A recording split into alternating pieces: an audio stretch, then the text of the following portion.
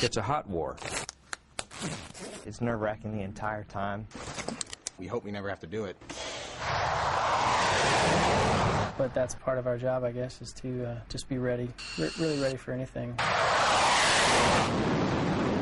Air Force fighters scramble into the nation's skies, ready to shoot down a hijacked civilian jetliner.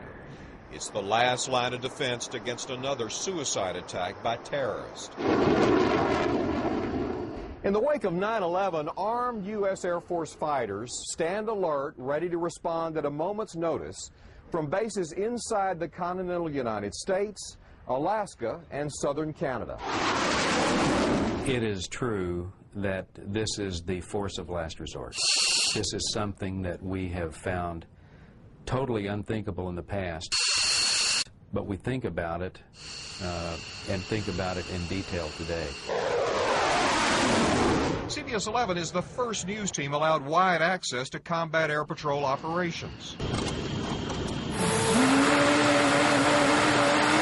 Langley Air Force Base on Virginia's Atlantic coast is one of dozens of launch points for the Homeland Air Defense mission called Operation Noble Eagle. Lieutenant James Morgan and Major Brian Gienap of the 71st Fighter Squadron, known as the Iron Men, now think about doing the unthinkable. If we are given the order, it's the right order, and for the right reason, and we'll do it.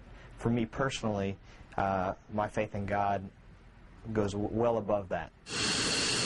Give way to flight of 2 F-15s taxiing westbound on Alpha.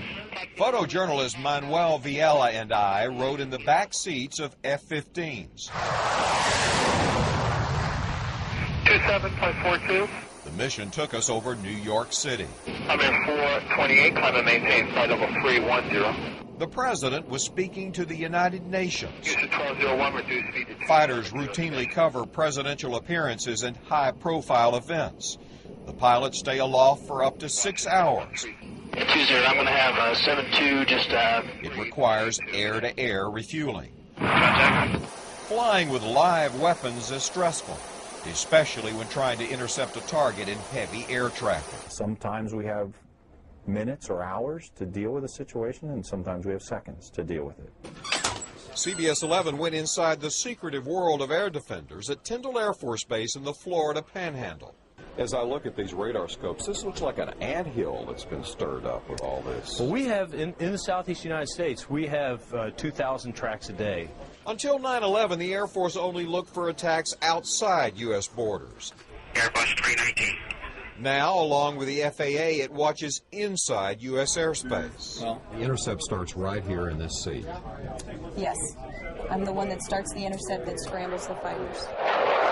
The TOI is pretty much north. Major Sharon Narings of the Florida Air National Guard focuses on a 30-mile ring of restricted airspace over the president's campaign rallies in Florida. Bullseye 090 for 30. Suddenly, an aircraft violates the airspace. Yes, you're clear to intercept. Head butt. This is one of our fighters, and he's going to fly up to this general area.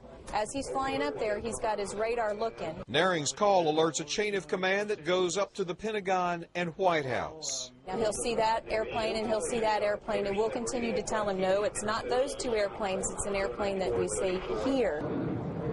Fighters weave through the crowded airspace with the live weapons to make visual contact. The intruder turns out to be the careless pilot of a small private plane. Fighters escorted away.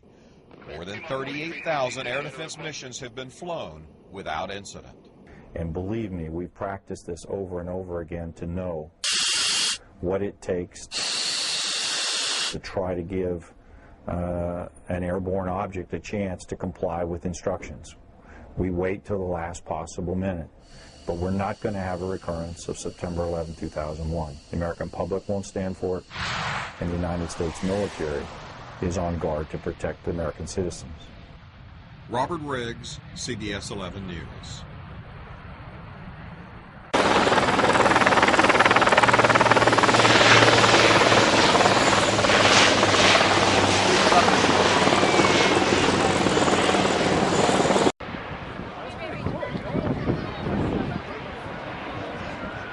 Okay, I was going home.